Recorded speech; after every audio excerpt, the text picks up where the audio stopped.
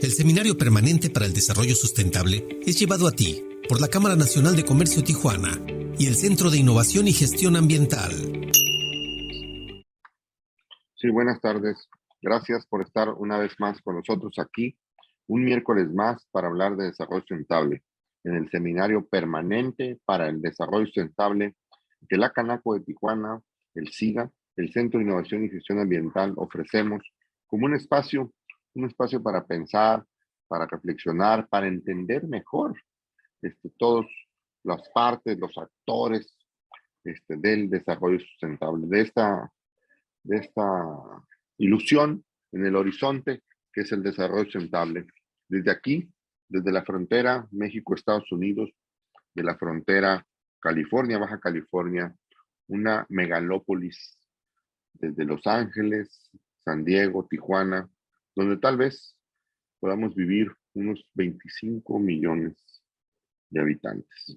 Un espacio de frontera donde hemos aprendido a compartir un ecosistema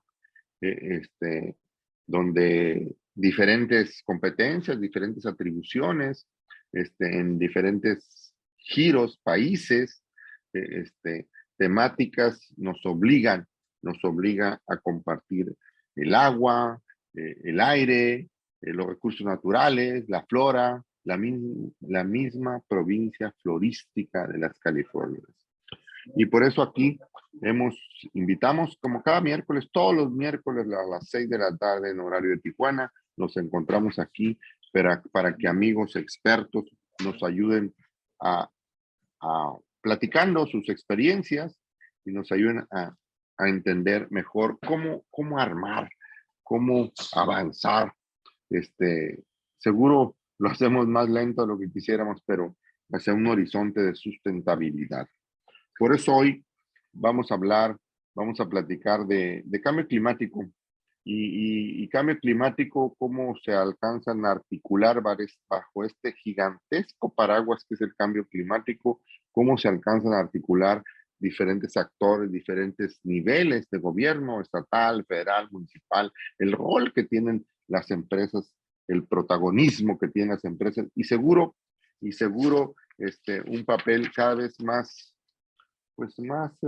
consciente, más levantando la vista al horizonte para caminar en ese sentido.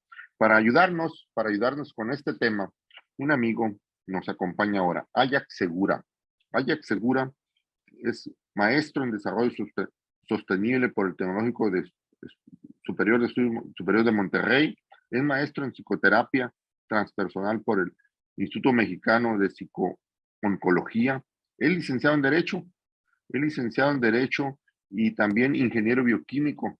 Vamos, de la luz, luego se fue al lado oscuro, pero bueno, ingeniero bioquímico es un buen mérito, suficiente para que la amistad se construya. También tiene una especialidad en prevención de riesgos laborales por la Universidad de Madrid y un diplomado en gestión ambiental de Derecho de Amparo, Economía Ambiental, Historia de la Economía Mexicana, Derecho Procesal, Civil, etcétera, etcétera. Es asesor de sustentabilidad y CO2 para Cemex desde 2015, más de 8 años siendo asesor en sustentabilidad y CO2 para la industria cementera, para Cemex. Representante de la Dirección Ambiental de Cemex en el 2007 al 12, asesor en cambio climático para el Centro de Estudios para el Sector Privado, adscrito al Consejo Coordinador Empresarial, también ha sido asesor de vinculación en proyectos de la Metropolitana, ha sido gerente ambiental y normatividad en la Canacintra durante algunos años. También fue presidente de la Comisión de Coparmex en el Estado de Puebla, vicepresidente nacional de la Coparmex en la Comisión de Medio Ambiente, coordinador del Grupo de Trabajo Jurídico en el Comité Consultivo para el Comercio de Emisiones. Ajax Segura, muchas gracias por estar con nosotros, gracias por acompañarnos en el Seminario Permanente para el Desarrollo Sustentable y sin más, adelante, el micrófono es tuyo. Gracias, Carmelo, por la invitación. Voy a compartir la presentación. Y Y un poco de antecedente, Carmelo, que creo que es importante comentarlo. Fíjate que creo que nos ha pasado a todos los que nos dedicamos al tema ambiental, que se va hablando del tema conforme se va poniendo de moda y se van diciendo Ujú. algunas cosas y se van haciendo algunas otras por parte de los gobiernos que son siempre muy cuestionables. Y son cuestionables porque desde el punto de vista técnico les falta contenido y regularmente están viciadas de la oportunidad, déjame ponerlo así. Entonces, quisiera hablar un poco sobre el tema de cambio climático y primero dar una perspectiva de cómo lo ve el IPCC, que es el panel intergubernamental de cambio climático. Y este panel lo que hace es que con regularidad va haciendo estudios y va mejorando la precisión en las acciones que se deben hacer en torno al cambio climático. Y no solo eso, sino va determinando pues en qué medida el planeta puede entrar en un deterioro irreversible. Este informe es de este año y es el informe para hacedores de política pública. Entonces, en este informe, pues bueno, lo que ellos sí ponen primero en la mesa es que hay un aumento de las emisiones y ese aumento indubitable, pues se ha dado y digo algo que también vemos en medios, pero no sabemos hasta dónde está preciso. Regularmente, pues lo vemos en la prensa escrita o en alguna revista como parte de quizás de un título, pero lo que dice este informe es que las emisiones anuales por medio de gases de efecto invernadero durante el 2010-2019 fueron más altas que en cualquier década anterior registrada. Digo, de alguna manera se ha venido manejando eso, pero no lo teníamos quizás con toda la certeza científica que nos dan este tipo de análisis. Y luego, digamos que desde donde ellos pueden concluir con la información que tienen y la estadística, obviamente no puede ser inmediata, sino recogen una serie de información estadística, la procesan y finalmente sacan estudios perfectamente consensados. Digamos que la última fotografía es de 2019 y ellos comentan que aproximadamente el 79% de las emisiones globales provienen de sectores como energía, industria, transporte, edificios y el 22% de la agricultura, silvicultura y otros cambios de uso de suelo. También reconocen que ha habido un mejor desempeño de la industria que consume combustible fósil, y ese desempeño ha sido seguramente desempeño por producto.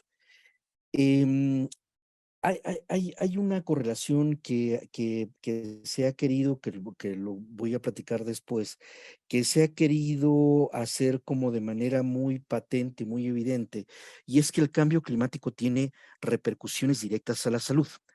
Y más bien es que el cambio climático provoca situaciones donde deja a las personas vulnerables, y en esa vulnerabilidad entonces ocurren ciertas situaciones como por ejemplo falta de alimento, falta de agua, pero la partícula CO2 particularmente no tiene una relación directa con la salud de las personas, o por lo menos no en la concentración que está en la atmósfera.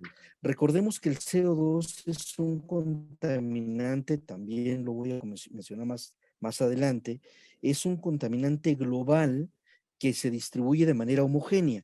Esto es en Beijing, en la India, en Moscú, en Yucatán, en distintas partes del mundo hay la misma concentración, que son más o menos 418 partes por millón.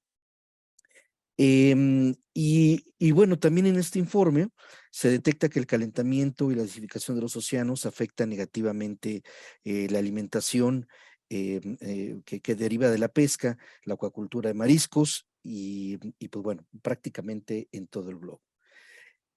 Eh, durante muchas cumbres se discutió si era el hombre responsable o no del cambio climático. Finalmente, en 2015 se reconoce, se pone en el documento por primera vez, se pone en el documento que efectivamente somos los responsables y se ha ido depurando cuál es ese impacto que se tiene. Entonces, bueno, los impactos adversos, pues, obviamente en agricultura, en producción de granos, en enfermedades infecciosas no tienen tan claro, puede haber una confianza media obviamente en olas de calor, malnutrición, incluso en la salud mental y evidentemente en desplazamientos. El tema también de las inundaciones, la sequía, también están correlacionadas con el cambio climático y hay una certeza muy, hay mucha certeza en que los ecosistemas terrestres, oceánicos y la calidad del agua están directamente relacionadas con las acciones humanas.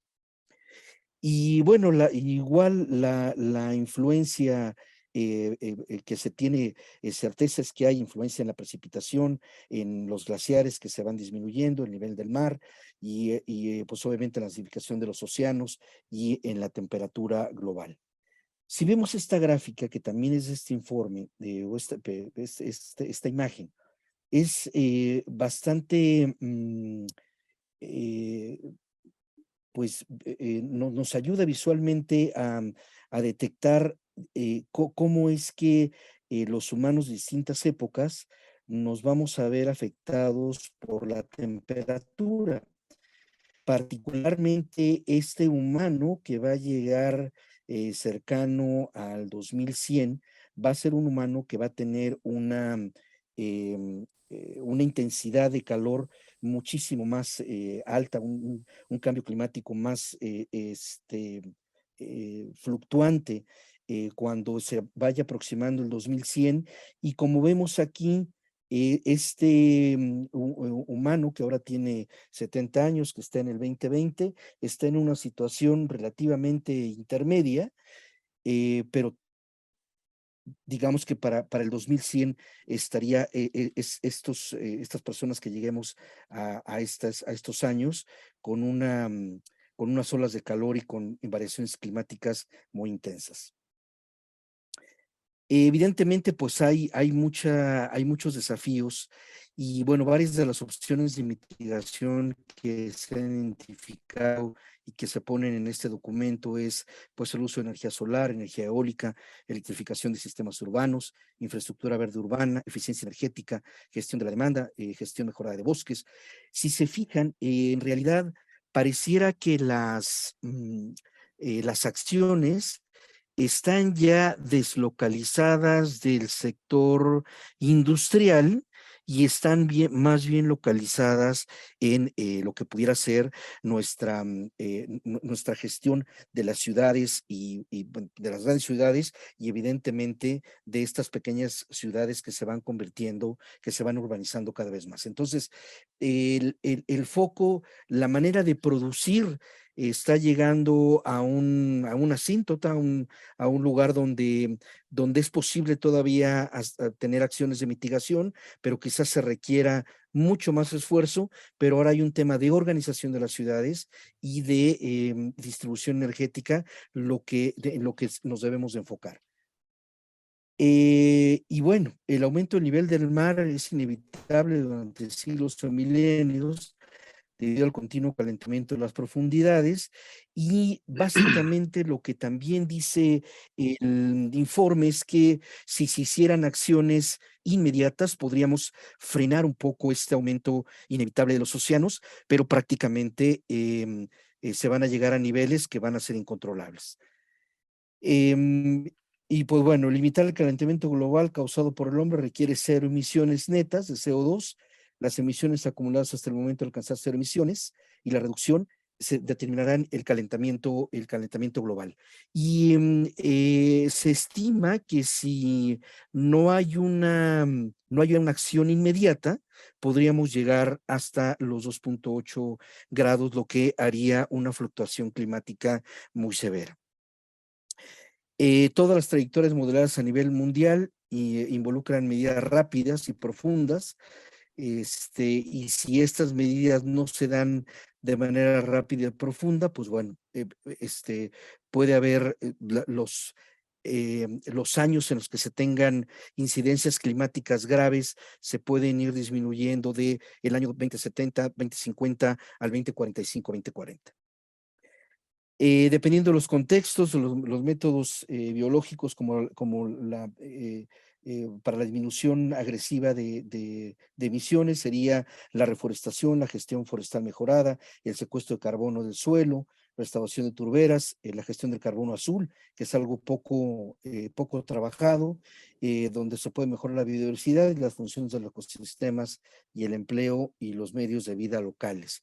Y aquí va muy relacionado con esto que se ha puesto muy de moda en los últimos meses, que es el tema de nearshoring.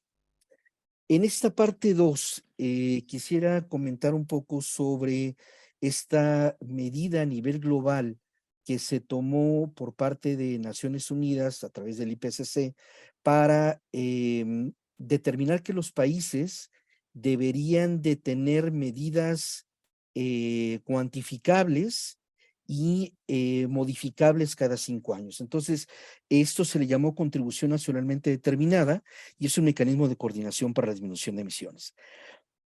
El fundamento está en el artículo 4 del Acuerdo de París. Hay un par de decisiones adicionales como para entrar en el detalle de cómo se debe de hacer estas contribuciones nacionalmente determinadas. Y esta contribución nacionalmente determinada es el eje rector y el que va a permitir que, todo el mundo dice, bueno, sí hay que hacer algo, un poco como la tragedia de los comunes. Bueno, sí, hay que hacer algo por lo que está afuera, pero ¿quién lo va a hacer, no? Entonces se ponen responsables, se ponen metas y los sectores específicos en los cuales se debe de estar disminuyendo emisiones. Evidentemente, esto lo hace cada país con su inteligencia y con sus propios diagnósticos. Entonces, lo que dice el Acuerdo de París en el artículo 4 es cada parte deberá preparar, comunicar, mantener sucesivas contribuciones determinadas a nivel nacional que tenga previsto efectuar. Y luego en ese mismo artículo 4 dice la contribución determinada a nivel nacional sucesiva de cada parte representará una progresión con respecto a la contribución determinada a nivel nacional que esté vigente para esa parte. Entonces, deberá de hacerse de manera progresiva y cada vez que vayas alcanzando una meta, tendrás que ponerte una meta mayor. Lo que les comentaba de cada 5 años, cada parte deberá comunicar una contribución determinada a nivel nacional cada 5 años y el artículo 14 habla sobre un balance mundial. Entonces, cuando voy a deslocalizar un poco la conversación, cuando un estado de la República nos dice que va a contribuir con sus acciones al cambio climático, nos preguntamos primero cómo se suma la contabilidad nacional y cómo repercute en lo que tiene pensado México como estrategia y cómo se va a sumar a la disminución de emisiones global. El artículo 14 lo que dice es que la Conferencia de las Partes en calidad de reunión de las partes hará periódicamente un balance de la aplicación del presente acuerdo para determinar el avance colectivo en cumplimiento de su propósito y de sus objetivos a largo plazo. Entonces, no tiene sentido decir vamos a hacer algo si nadie ha puesto o si las partes, en este caso cada país, no pone su estrategia y su meta específica de reducción de emisiones. Y lo hará de manera global, facilitadora, examinando la mitigación, la adaptación, los medios de aplicación, el apoyo a la luz de la equidad y de la mejor información científica disponible. Si ustedes revisan la página del IPCC, se van a encontrar las contribuciones nacionalmente determinadas y están para todos los países. Hay 195 países y los 195 países ya pusieron su contribución nacionalmente determinada. Y si se fijan aquí, está apenas en el 2021, ya con Biden, Estados Unidos vuelve a sacar, tenía una NDC muy escueta, saca esta NDC que también, si ustedes la leen, pareciera no tan profunda, pero lo interesante es que Estados Unidos ha hecho modificaciones a nivel fiscal precisamente para reducción de emisiones y es algo que no se cacarea tanto, no está dentro del NDC, pero sí forma parte de sus acciones que vienen haciendo y que seguramente en algún momento los va a llevar a que su NDC sea muy robusto. Aquí está el NDC de nosotros en la parte superior, estamos en la versión tercera. Si ustedes recuerdan, hubo una contribución nacionalmente determinada que se expuso en París en 2015, se ratificó en el 2016 y luego en diciembre del 2020 se sacó una versión, se publicó una versión solamente para cumplir los 5 años y en el 2022, cuando se fue a la última COP, se sacó la última versión y por eso hay 3 versiones. Entonces, bueno, existe una brecha de emisiones sustancial entre las emisiones globales de GI, gas de efecto invernadero, en el 2030 asociadas con la implementación del NDC anunciadas antes de la COP26. Entonces, sí se alcanza a ver una diferencia cuando ya hay una meta cuantificable y se ve a la luz de la ciencia y se dice, bueno, si estas NDC se cumplen, entonces se puede tener unos mejores resultados. Las trayectorias modeladas que son coherentes con las NDC anunciadas antes de la COP26 hasta el 2030 y que no suponen un aumento en la emisión, a partir de entonces tienen emisiones más altas. Esto es, si se conservan esas NDC con la primera propuesta, pues entonces alcanzará un nivel de temperatura de 2.8. Recordemos que el nivel crítico es 2 grados. Lo deseable es que alcancemos el grado promedio de 1.5 y más o menos andamos en un promedio de aumento de temperatura de 0.85 grados. Entonces, la meta es no pasar el 1.5, no se ve viable, estamos pensando que sea el 2. Con las NDC se dice, bueno, si se cumplen con las metas mejoradas, pues podemos tener un 2, pero si no se cumplen y tenemos las NDC normales, las que se dieron en 2015, entonces se alcanzará 2.8. Y luego pone, pero las promesas difieren entre países en términos de alcance y especificidad, y hasta que existen políticas limitadas para cumplirlas. Entonces, las políticas no solamente tienen que ver con el gobierno nacional, sino con lo que le llaman en este argot internacional las medidas de los gobiernos subnacionales, en este caso las entidades federativas. Entonces, México en la coordinación internacional con sus NDCs, la NDC del 2015 nos llevó a que pudiéramos modificar la Ley General de Cambio Climático y la Ley General de Cambio Climático establece esto en uno de sus transitorios y si asimismo el país se compromete a reducir de manera no condicionada, esto es, cuando decimos no condicionada, es que no requerimos financiamiento internacional para poder llegar a esta meta que estamos diciendo. Entonces, un 22% de sus emisiones de gas de efecto invernadero y un 50% y un 51% de sus emisiones de carbono negro al 2030.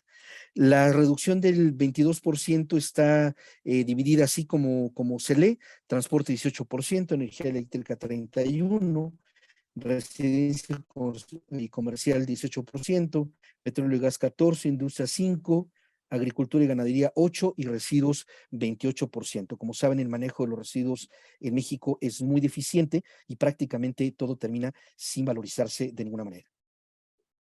El NDC del 2022 trae estos alcances en temas de mitigación y adaptación. Son los 2 rubros que se manejan. El tema de mitigación: México aumenta su meta de reducción de 22 a 35% en el 2030 con respecto a su línea base con recursos nacionales. Y en temas de adaptación, el año pasado, no sé si les tocó por lo menos a mí me tocó escucharlos. Hubo varios foros convocados por la Dirección General de Cambio Climático de la Semarnat, coordinados con los gobiernos estatales, para poder hacer estas medidas transversales, y pues les han llamado soluciones basadas en la naturaleza, enfoques de adaptación basada en comunidades, adaptación basada en ecosistemas, así como adaptación basada en reducción de riesgos de desastre. Esto en 5 ejes y 27 líneas de acción. Y también estaba en el NDC original el sistema de comercio de emisiones, que permitía de una manera muy amable, y así es como se diseñó, que el sector privado pudiera tener mitigación de emisiones con sus propias líneas base y con su propia perspectiva de cómo iban a estar sus inversiones, y con ello tener la facilidad de ir disminuyendo emisiones con una línea base específica. Si esa línea base no se cumple, entonces pues hay que pagar ese diferencial que no se está cumpliendo para cada una de los sectores que están ahí participando, o cada una de las instalaciones. Entonces, el sistema de comercio de emisiones tiene, digamos, la ventaja que agrupa al sector productivo, y más del 90% de las emisiones están representados por los sectores que ven ahí, ¿no? Entonces, está alimentos, bebidas, cal, cemento, generación de electricidad, hierro, acero, industria química, minería, papel, petróleo, gas petroquímica, refinación y vidrio. Entonces, todos estos sectores representan el 90% de las emisiones reportadas en el Registro Nacional de Emisiones. Hubo una fase de prueba que terminó ahora en el 2022. Estamos corriendo ahora la fase 1, que será 2023 hasta el 25, y después la fase 2 correrá del 26 al 30. Esto permitirá que se hagan medidas de mitigación en el sector privado, y evidentemente para ello es necesario que haya también medidas de compensación externas, proyectos externos, y esos proyectos externos deberían de estar desarrollándose por los estados. Y entonces esta parte 4, a la que le he llamado entropía, incertidumbre, desorden, dispersión de esfuerzos. Los colegas ingenieros que están por aquí, pues saben, los que llevamos termodinámica, pues nos tocó escuchar de manera coloquial cómo se definía la entropía, independientemente de cómo lo expresábamos en fórmulas. Y la entropía, pues, es esa medida del caos, ¿no? Entonces, ese caos se da por incertidumbre, por un desorden. Hay un esfuerzo por aquí, otro por allá, y eso al final del día lo que hace es que todo sea de manera disparatada. Y le quise llamar a esto el fenómeno del popote, ¿no? El fenómeno del popote es esto que ocurrió, que por lo menos así lo he escuchado narrado por varios ambientalistas. Una pequeña en Estados Unidos, en su proyecto de ciencias, se le ocurre bajar un video de YouTube, y en ese video de YouTube toma esta fotografía, y esta fotografía es de una tortuga con un popote en uno de sus orificios nasales, y a partir de ahí esa imagen se empieza a difundir, empieza a ser nacional, y traspasa las fronteras, hasta que pues prácticamente se lleva, la imagen se lleva a todo el mundo. Y entonces el fenómeno del popote es, como medida inmediata, algunos gobiernos estatales dijeron: hay que regular los plásticos, y particularmente hay que prohibir las bolsas y los popotes, porque matan a las tortugas. Entonces, bajo ese argumento, sencillo argumento, llevaron a una política de prohibiciones. Entonces, no de manera gradual, no de manera empática con los sectores que estaban involucrados, ni entendiendo que era un porcentaje de 0.000 tal la generación de popotes. Nada de eso estuvo en la mesa, solo esta intención. Cuando los he escuchado en algunos foros, dicen: es que nuestros hijos, es que nuestras generaciones, pero es una intención buena, pero sin contenido. Entonces, las acciones contra el cambio climático nos han llevado pues a una serie de impuestos, ¿no? A nivel nacional. Una serie de impuestos. El primero fue el de Zacatecas, siguió uno de Baja California, y luego ya otros en cadena. Nuevo León rápidamente se dio cuenta que era un impuesto que no estaba acorde a lo que ellos planteaban. Planteaban un tema de contaminación del aire y estaban regulando gases GI. Se dieron cuenta, lo retrotrayeron, y afortunadamente Nuevo León es una historia distinta. Tamaulipas, Yucatán, Estado de México y ahora Guanajuato. Y entonces, si pensamos en el fin último de las cosas, la teleología de las cosas, ¿no? Entonces la teleología dice, me pregunta alguien, bueno, ¿cuál es el fin último de la ley que pretenden estas leyes que están regulando los gases de efecto invernadero? Y ponen cosas como estas, ¿no? Voy a poner solo 2 ejemplos. La ley de Hacienda de Zacatecas dice, el artículo 6, el objetivo y finalidad de estos impuestos es que la hacienda pública del Estado cuente con recursos que le permitan atender su obligación a la protección de la salud, a un medio ambiente sano para la población. Y entonces nos preguntamos, ¿de qué estarán hablando cuando dicen que les va a permitir tener recursos para protección de la salud por gases de efecto invernadero? Y luego terminan diciendo, a través del establecimiento de figuras impositivas que al mismo tiempo incentiven cambios en la conducta de los sujetos obligados para que se favorezca una salud pública. Y otra vez nos preguntamos, ¿el Estado de Zacatecas tendrá la influencia para tener un alcance en las emisiones globales de 417, 418 partes por millón? Y luego el Estado de México, una cosa por el estilo, la exposición de motivos en ese sentido a fin de proteger la naturaleza, mejorar el medio ambiente, generar medidas de mitigación a través de figuras impositivas que buscan modificar el comportamiento de los generadores de contaminantes. Y otra vez este tema de contaminación y no de un gas que calienta a todo el planeta. E incentivar el uso de diferentes tecnologías o productos que generen menores contaminantes. Otra vez están hablando de contaminantes y no de gases de efecto invernadero. En consecuencia, el nivel de contaminación reportado en la entidad verá reducido, reflejándose en la salud de las personas que viven en el Estado de México. Entonces, la correlación que hacen es, dicen, bueno, si ponemos este impuesto al CO2, es fácil, es rápido. Lo que pasa es que se puede, a lo mejor desde la mesa del tomador de decisión de política pública, dicen, me parece que hay una negligencia por parte de los que emiten emisiones y no han querido hacer nada, no han querido tomar tecnologías. Entonces, este impuesto los va a llevar a que tomen las tecnologías disponibles e inmediatamente bajen sus emisiones. Y a raíz del impuesto que se originó en Zacatecas, en ese momento el representante jurídico de Presidencia, lo que creo que Norberto quería subrayar algo, pero efectivamente es bueno subrayarlo aquí, la controversia.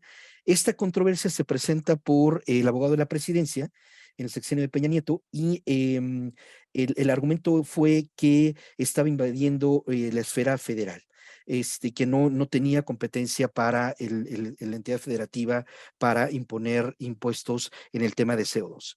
Se ponen a discutir los ministros, específicamente en el tema de emisiones a la atmósfera, y lo que determinan ellos es que no hay no hay dinero suficiente que alcance por temas de salud, por contaminación atmosférica, por temas de salud, y entonces los estados sí pueden cobrar ese impuesto porque es algo que repercute directamente en la salud de los habitantes de esa entidad. Bajo esa racionalidad, los ministros, prácticamente todos, quizás hubo uno que hizo un voto particular, él se manifestó con que no eran impuestos, bajo otra racionalidad que no era el tema de gases de efecto invernadero, consideró que no deberían de caer dentro de la esfera estatal, para cobro estatal. Y luego no solamente eso, el Centro de Estudios Constitucionales de la Suprema Corte de Justicia, en su manual sobre adjudicación de derechos fundamentales y medio ambiente, su parte de derechos humanos, las autoras del libro ponen los impactos del cambio climático en el derecho a la salud, y lo ponen, los que son abogados y los colegas abogados que me escuchan, pensarán en el jurídico tutelado, la salud de las personas, ahorita hablaremos de ello, ellos dicen, bueno, ellas dicen, bueno, pues creemos que el bien jurídico tutelado la salud, ¿cómo no? ¿No? Entonces, pues los impactos del cambio climático en el derecho a la salud son visibles en tanto las muertes de millones de personas causadas por fenómenos climáticos, lo cual es muy grave que lo pongan ellas en este documento. Además es un libro, lo estuvieron vendiendo en la feria del libro, lo podemos descargar incluso en la página de este centro de estudios, y como los descritos como por el aumento de enfermedades respiratorias, me parece que están hablando de partículas o de algún otro contaminante, no precisamente CO2, pero bueno, vamos a pensar que el CO2 genera situaciones extremas y eso te lleva a que te enfermes de las vías respiratorias, no lo sé, quizás, ¿verdad? Alergias o infecciones por virus en el agua, cultivos de suelos derivados por la contaminación del aire con gases de efecto invernadero y carbono negro. Carbono negro puede ser, pero los gases de efecto invernadero con contaminación del agua y cultivo de suelos, caray, me suena un poco extraño leerlo.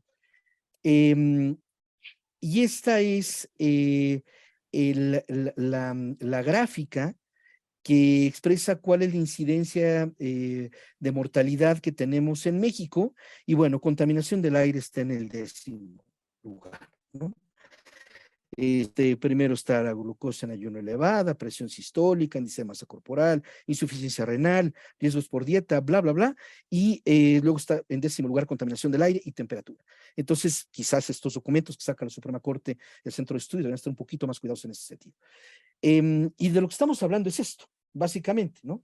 Estamos hablando de, hay un impuesto interno aquí en el país, hay una producción de, no sé, un zapato, ¿no?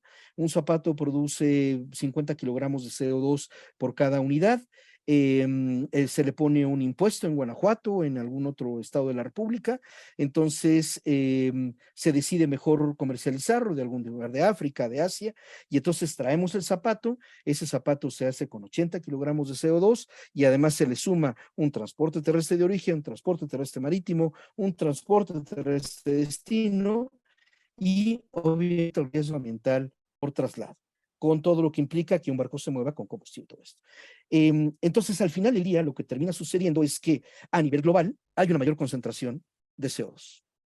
Entonces, dicen, el argumento es un tema de salud, es un tema que va a ayudar a las empresas, pero no, deja en una desventaja competitiva a la empresa local. Este zapato se importa, vamos a poner el ejemplo, se importa de Nigeria y se desembarca en Tampico y de ahí se distribuye y se hace la contabilidad de emisiones global y resulta que tenemos una mayor carga de CO2 solamente por una medida subnacional que está despegada de la coordinación nacional que se lleva a través de la contribución nacionalmente determinada, donde no se tiene contemplado que hay impuestos locales. Y solo para ser más precisos, de eso estamos hablando cuando decimos que son contaminantes. Los que están arriba son contaminantes que se llaman contaminantes criterio, que tiene una norma oficial asociada, una norma de salud, que es la 20, 21 hasta la 25, y estos tienen una repercusión efectivamente sobre la salud humana, estos que están acá arriba, ¿sí? Y los que están abajo efectivamente son gases de efecto invernadero. Entonces, cambio climático contra contaminación al aire, pues bueno, el cambio climático es producido por la emisión de gases de efecto invernadero, es a nivel global, hay una concentración promedio en la atmósfera, el impacto es otra vez global y hay un aumento en la temperatura del planeta. El contaminante atmosférico es producido por determinados contaminantes, hay una concentración en una ciudad, y lo sabemos aquí en Ciudad de México. En Ciudad de México, por lo menos la última de los últimos estudios que se hicieron es que había una contaminación general en el norte de la ciudad, caminaba al mediodía hacia el centro de la ciudad y finalmente terminaba distribuyéndose en el sur de la ciudad ya por la tarde. Entonces, y al otro día amanecía, si es que las condiciones ambientales son buenas, amanecían otra vez los contaminantes relacionados con calidad del aire, los que tenemos acá arriba de manera distribuida, y otra vez al otro día empezábamos con una contabilidad. Hay un impacto local y hay un perjuicio efectivamente a la salud de los ciudadanos. Y esto que mencionaba del bien jurídico tutelado, Existen bienes jurídicos cuya valía ha sido reconocida por todas las sociedades a lo largo de la historia, y obviamente ese bien jurídico tutelado es la vida, la integridad física, el patrimonio, la libertad. Y bueno, su importancia se ve reflejada en una pena, ¿no?, que se pone en la legislación, y así se va determinando cuál es ese bien jurídico tutelado. El bien jurídico que se busca proteger con los contaminantes criterio, con estos que están acá arriba, ese bien jurídico tutelado es la salud de las personas. Y luego el bien jurídico que se busca proteger con los gases de efecto invernadero es una estabilidad climática planetaria y una viabilidad humana. Eso es lo que se intenta proteger. No se intenta proteger si las personas tienen una incidencia respiratoria en determinadas épocas del año. Eso no entra en el alcance del CO2, de los gases de efecto invernadero. Entra en el sentido de decir, el gas se distribuye en la atmósfera y entonces hay una inestabilidad climática. Eso es lo que hay que cuidar. Hay un par de sentencias, particularmente hay una sentencia en Alemania, hay por ahí un libro que se acaba de editar, donde trae todas las sentencias ambientales en torno al cambio climático, y ustedes podrán encontrar que efectivamente las sentencias, las cortes en otros países se han pronunciado por este tema del bien jurídico tutelado, estabilidad climática planetaria y no salud de las personas. Se entiende que ese no es lo que hay que cubrir, sino hay que cubrir la viabilidad humana. Y luego el proyecto de la ministra Piña, pues claro, ¿no? Entonces, hablando de este entendimiento de lo que es gas de efecto invernadero desde su óptica, que es la óptica esta de contaminante criterio, entonces redactan cosas como estas. Como se puede observar, queda totalmente fundado y motivado lo relativo a las facultades del Estado de Zacatecas puede implementar los impuestos ecológicos. Lo expuesto al momento nos permite establecer que el objetivo de estos impuestos es que el Estado cuente con recursos que le permitan entender su obligación a la protección de la salud y a un medio ambiente sano. Eso se repite una y otra vez y se repite también en las discusiones que se tienen. Podrán ustedes revisar la versión estenográfica, está en 3 partes, en 3 PDFs que se leen en una noche de insomnio. El elemento básico de política pública que debiera de existir en el caso que los estados quisieran sumarse a la coordinación que se tiene a través de la contribución nacionalmente determinada, debería ser la línea base. La línea base es la que se determina, la que determina cuál va a ser esa emisión que se espera, cuál es la emisión que se espera si no se hace nada, y cuál es la emisión que se esperaría en caso que se hicieran ciertas medidas. Primero, las medidas que hacen los gobiernos o los particulares sin contribución adicional, y aquellas que tienen una contribución, un financiamiento, ya sea nacional o internacional. Esto nos permite establecer oportunidades posibles de mitigación y, evidentemente, fomentar la inversión. Este tema me pareció también importante comentarlo, Carmelo, porque fíjate que, Carmelo, colegas, porque independientemente de nuestra visión que tenemos como especialistas en distintas materias ambientales que ahora me acompañan aquí en la reunión, independientemente de ello, hay otra óptica que es la que tiene la ciencia política. Y claro, cuando uno empieza a revisar estos textos, empieza a revisar que hay algunos textos nacidos de esta ideología de izquierda europea, de avanzada, y que plantea algunos panoramas interesantes. Pero primero quiero poner un poco la perspectiva histórica. La perspectiva histórica, como ustedes saben, hay edades geológicas. Hay una edad que se ha dado que pudiéramos estar, que es el Antropoceno, que es básicamente de 1600 a la fecha, un poco el antecedente a la Revolución Industrial, y luego ya entra la Revolución Industrial. Entonces, este Antropoceno es el periodo en que el planeta ya no es un contenedor de vida en lo general, sino que ahora el planeta y todos sus sistemas climáticos y biológicos están contenidos en un sistema que le pertenece al hombre o que le va a pertenecer. Este enfoque histórico es muy debatido, expone que aun cuando el antropoceno inicia en el 1610, existe un alcance mayor que es esto que ustedes identificarán rápidamente la palabra capituloceno, entendido como la condición del planeta a partir no solo del humano, sino también a través de conceptos como colonialismo, industrialización, globalización, racismo y patriarcado. Y esta frase que seguramente algunos ubican, de Hobbes, en el libro Leviatán, el hombre es un lobo para el hombre y el hombre es un dios para el mismo hombre. Entonces, nosotros mismos nos devoramos y nosotros mismos nos endiosamos para decir, somos esa especie inteligente que lo puede todo en el planeta, y si entonces lo puede todo, entonces podríamos revertir el tema del cambio climático. Este periodo, hay una reflexión también interesante de Benjamin, este filósofo, y lo que de este filósofo lo que dice es que hay un momento de crisis que lo que nos lleva es que pensemos que la crisis es algo normal. Entonces, el cambio climático ahora ya no se está convirtiendo en una excepción anual, sino ya es una regla que sabemos que va a haber condiciones climáticas extremas y que nos va a llevar a que cada año sucedan cosas totalmente imprevistas. Pero al final del día es estar actuando en este nivel todo el tiempo de crisis. Cuando se actúa en un nivel completo de crisis, entonces la posibilidad que se presenten gobiernos totalitarios es muy factible. Y nada más para recordar un poco, en Filosofía de la Ciencia, Thomas Kuhn, en el libro de las revoluciones científicas, esto que le llama el paradigma, y es algo que usamos de manera muy coloquial y lo pone en términos científicos, y básicamente el paradigma que hemos tenido es que el progreso se da a través de un crecimiento económico, una explotación de recursos naturales, y que la naturaleza es ilimitada. Obviamente hay un compromiso social entre ello, ¿no? Nosotros estamos con la idea de el que más consume es el que mejor persona es, el que más tiene, el que la casa más grande, el coche más ruidoso. Entonces, todo ello es un paradigma, pero ese paradigma tiene un quiebre, ¿no?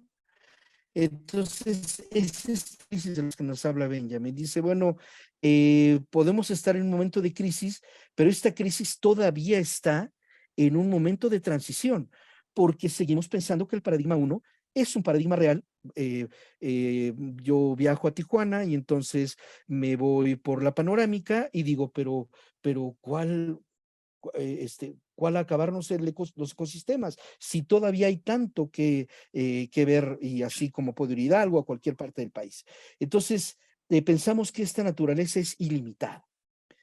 Y la crisis es que llega un momento en que a través de distintos estudios dices, oye, como que ese paradigma no encaja en un modelo viable. Entonces el hecho se ajusta y se dice, bueno, vamos a ajustarlo, lo que pasó un poco en los 60 y en los 70, vamos a ajustarlo, y se van haciendo pequeños ajustes. Y no se logra explicar y queda como quizás podamos hacer algo. Entonces llega una teoría que lo puede explicar mejor, y entonces nos encaminamos a un paradigma 2, un nuevo desarrollo, considerando equilibrio de ecosistemas, más allá del sustento humano, y quizás aquí en medio está precisamente el desarrollo sostenible.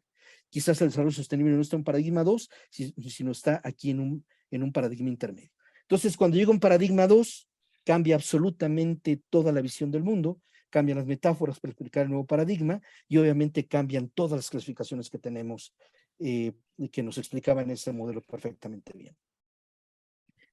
Entonces, habría que transformar. De repente nosotros volteamos a ver a nuestros políticos, vemos qué están haciendo en temas ambientales, cómo frasean el tema de cambio climático, y entonces pareciera ser que la política es necesaria, pero más bien hay que transformar lo que originalmente es lo político, que es buscar el bien común, ¿no? Como lo mencionaba Aristóteles en algunos de sus libros. Entonces, el fondo es que se cambie, decir, oye, no es que la política no sirve, no, más bien hay que cambiar la naturaleza de lo político. Y entonces se presentan estos colegas de las ciencias sociales, presentan estas opciones políticas: el Leviatán climático, el Bemont, el Mao climático y el X climático. Entonces, los desafíos del cambio climático son tan fundamentales para el orden global que las complejas y múltiples reacciones al cambio climático reestructurarán el mundo en torno a estos 4 caminos. Entonces, si analizamos cada uno de ellos, está un tema de libre mercado contra control estatal y soberanía planetaria contra individualidad. Entonces, el libre mercado es, bueno, vamos a dejar que opere, que se opere con sistemas de comercio, que cada quien vaya tomando sus decisiones, y la otra es, no, va a haber un ente regulador internacional que va a sancionar. Y la soberanía planetaria es esta soberanía que se rige por un solo organismo, y el otro es, bueno, cada quien localmente podrá actuar de manera independiente. Entonces, el antecedente pudiera ser precisamente la COP de París. En la COP de París empieza ya a visualizarse esto que le llaman el hard law, y es este derecho duro de decir, si no se hacen las cosas por las buenas, se van a hacer de manera un poco más obligatoria. Entonces, este mecanismo del obligatorio está a través de la contribución nacionalmente determinada. Me voy un poco más rápido porque ya son las 7:50, pero el Leviatán climático básicamente lo que dice es, los individuos no son capaces de regirse, entonces debe de haber alguien que tome el control, y ese actor que puede tomar el control es Estados Unidos, China o India. Y son estos estados fuertes, absolutos, que tomarían el control del planeta para poner algo como los cascos azules que están distribuidos por el planeta, y aquel que no quiera acatar las medidas ambientales, entonces serán intervenidos por un tema de seguridad y de viabilidad planetaria. Y bueno, ya también ha habido un antecedente de esto, que es el New Deal, el Green Deal, que nace después de la Primera Guerra Mundial. Y básicamente ahí lo que se decía es que se debía de redinamizar la economía y volver a echar a andar particularmente Estados Unidos. Bajo ese concepto, entonces se piensa en un green global que haría precisamente eso, decir, ordenadamente vamos a hacer que el planeta se desarrolle, y se limitará entonces la producción y el consumo. El Mao climático, pues los asiáticos van a ser los más impactados, es la mayor población, entonces es una población predominantemente agrícola, entonces pasará a formar parte de las filas citadinas, y entonces lo que el planteamiento que hacen los politólogos es, ellos tomarán el control, y será a partir de China donde se regulen las situaciones climáticas planetarias. Y bueno, como ven aquí, las implicaciones para Asia pues son mayor que en todo mundo. El Bemont climático, pues hay estos estados, como sucedió particularmente con Estados Unidos con Trump, que en la no creencia de cambio climático se sale de los acuerdos, se sale particularmente de París, se burla el tema de cambio climático, y entonces empiezan a crearse estas islas totalitarias, donde pues cada país hace lo que mejor entiende. Y el X climático se van creando localidades donde cada país va teniendo sus pequeños feudos, sus pequeños espacios donde se va tomando conciencia del cambio climático. Y aquí la racionalidad que toman los politólogos es llegar a un momento en que la humanidad entienda que esta organización debe ser a nivel local y no global. Las conclusiones, simplemente poner esto que viene en el informe también, el que presenté de tomadores de política pública, y básicamente es que los desafíos de las acciones de adaptación retrasadas incluyen el riesgo de aumento de costos, bloqueo de infraestructura, activos varados y reducción de viabilidad. Entonces, si el NDC de México se ve distraído por medidas locales que solamente distraen lo que van a terminar siendo medidas nacionales, eso nos puede llevar a retrasar las metas y las metas que tengamos a nivel país. Los impuestos estatales a las emisiones distorsionan los esfuerzos del país, que están coordinados con el NDC. Los impuestos son una carga adicional a las emisiones de CO2 planetarias, un poco con el ejemplo que di, y las entidades federativas deben enfocarse en medidas de cambio de suelo, conservación, transporte sostenible y fomento al nearshoring.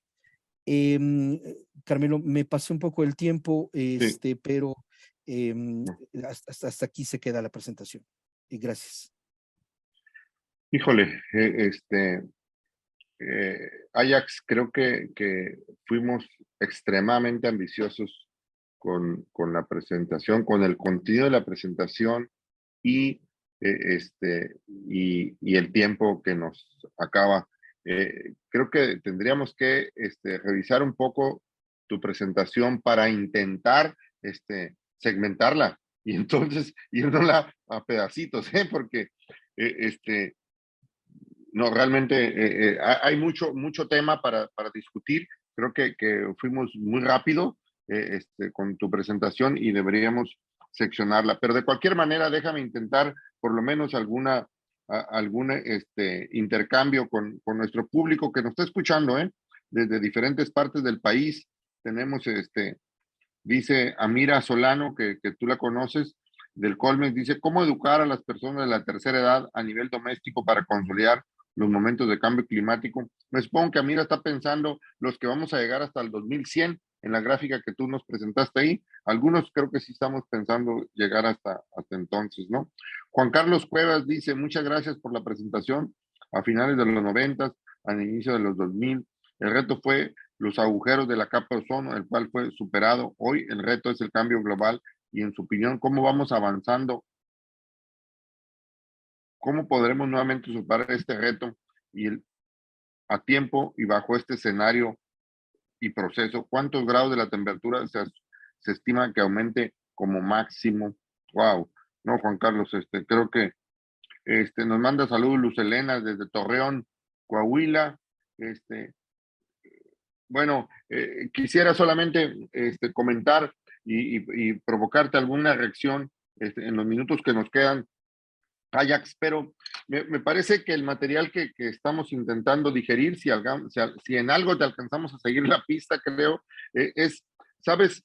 Estos escenarios del macro y el micro, ¿cómo se conectan, no? Porque efectivamente estamos pensando en una cosa global y a veces, ¿cómo quiero decir?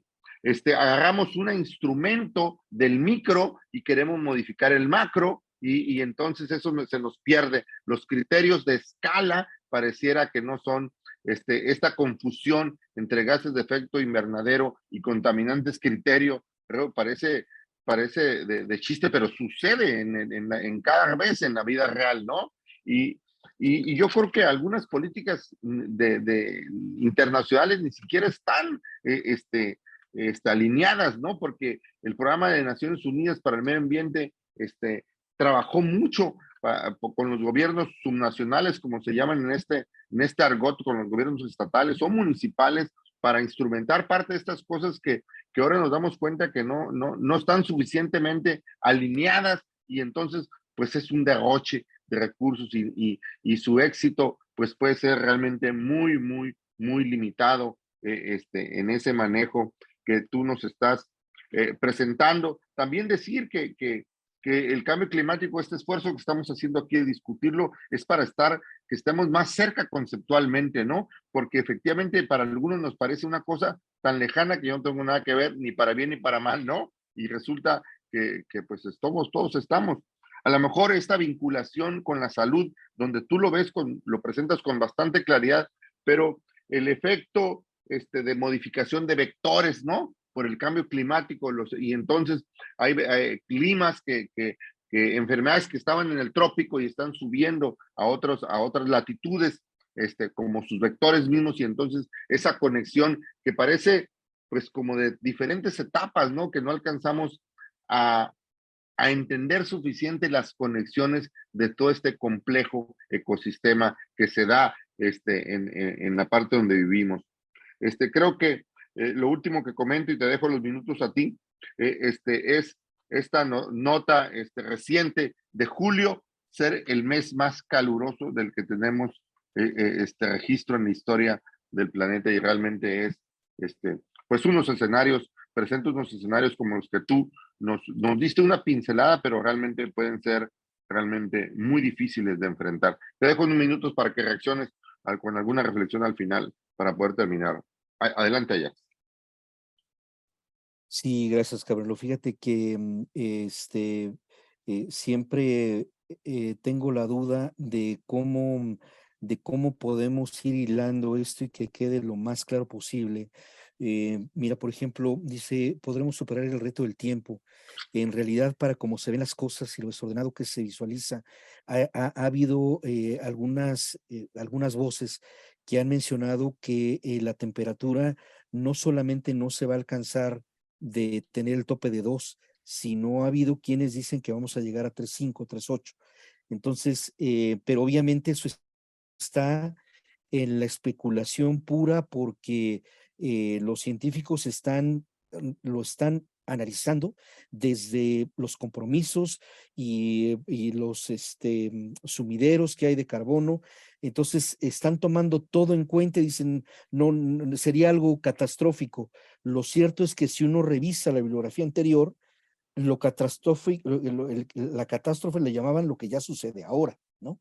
Entonces, eh, eh, pareciera que el tiempo no nos va a dar para que las cosas sucedan de otra manera y sino va a ser una cuestión bastante crítica. Y fíjate que aquí hay pone a mira sobre cómo educar a las personas de la tercera edad. Y fíjate, mira, que es una reflexión que también en un foro de Nuevo León, que me preguntaba una diputada cómo se hacía este cambio. El tema, mira, creo que es un tema de paradigmas, porque el tema de paradigma es, si yo, Ajax, digo, mi modelo de crecimiento personal es una casa de 300 metros cuadrados y es una camioneta Homer y es cambio de celular cada año y es vestimenta de moda con cambio estacional, ahí, mira, es donde dices, ¿qué te recomiendo, Ajax? ¿Qué te recomiendo? Si tu modelo, tu paradigma, es inevitable que nos va, o sea, 1 millón como tú se acaba en el planeta, poniendo en este ejemplo. Entonces, mira, me dices, oye, ¿cómo reeduco a las personas de tercera edad? Yo te preguntaría, ¿esa persona de la tercera edad tiene nuestros hábitos de consumo? Seguramente no, mira.